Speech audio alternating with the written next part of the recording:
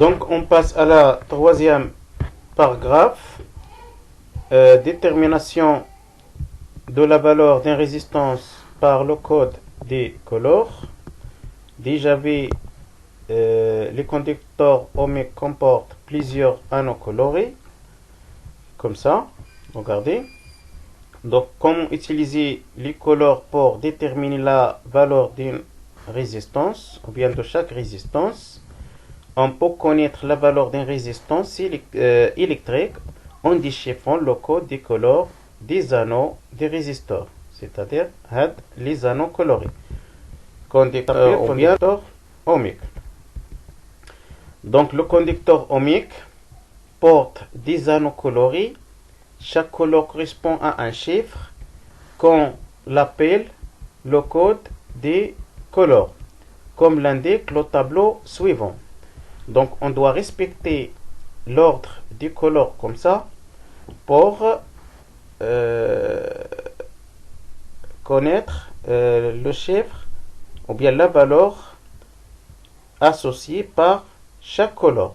Par exemple, noir 0, marron 1, rouge 2, orange 3, jaune 4, vert 5, bleu 6, violet 7, gris 8, blanc 9. Pour lire la valeur de la résistance, il faut d'abord placer le conducteur ohmique dans le bon sens et suivre la méthode suivante. C'est quoi le bon sens? Le bon sens, toujours, on doit placer les anneaux qui est plus proches à gauche et l'anneau qui est un peu loin à droite. Premier anneau représente premier chiffre, c'est-à-dire couleur rouge, alors couleur rouge 2, donc premier chiffre 2. Deuxième anneau rouge, donc ici aussi 2. Donc 2, 2. Troisième anneau noir, noir 0, donc aucun 0 ajouté. Alors, la valeur dont R est égale 22 ohms. L'unité de le code international des colores, toujours l'ohm. Quatrième et dernier anneau représente la précision. À ce niveau, on ne s'intéresse pas à la précision, bien la tolérance de la résistance.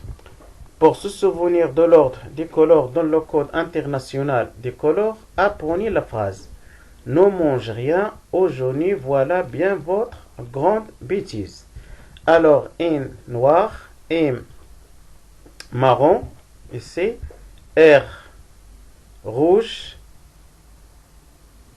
O orange, J jaune, V vert, B bleu, V violet, G grand et dernier B c'est blanc. Donc 1, 2, 3, 4, 5, 6, 7, 8, 9 et 10. D'accord? Donc le schéma suivant explique comment utiliser les anneaux colorés pour déterminer la valeur de la résistance. Donc on doit bien placer le résisteur. Donc les anneaux plus proches et l'anneau qui est loin, c'est l'anneau qui représente tolérance ou bien la précision. Donc on ne s'intéresse pas. On s'intéresse seulement par les trois anneaux qui est plus proches l'un de l'autre. Alors, premier anneau, donc premier chiffre, donc le couleur jaune, et c'est 4. Deuxième anneau, orange, et c'est orange 3, donc 3. Et troisième anneau, dans le nombre de 0, donc marron 1, donc un seul 0. Alors, le résultat, premier chiffre 4, ici, deuxième chiffre 3, ici, et marron 1, donc un seul 0. On ajoute l'unité de mesure, c'est l'ohm, ici. D'accord? Exemple d'application. Je détermine la valeur d'une résistance en utilisant le code des colores. Alors, première résisteur, bien premier conducteur ohmique. Donc on ne s'intéresse pas à la dernière anneau, seulement les trois anneaux rouge, rouge et marron. Donc rouge 2, rouge 2 et ici marron. Donc 220, donc 2, ici 2, 2, ici 2, marron 1 sur 0, donc 220 ohms.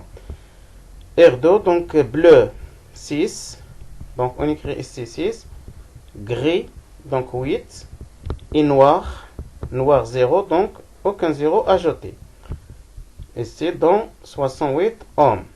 Dernière, on a marron, donc marron 1, on écrit 1, noir 0, donc dans ce cas, on écrit 0.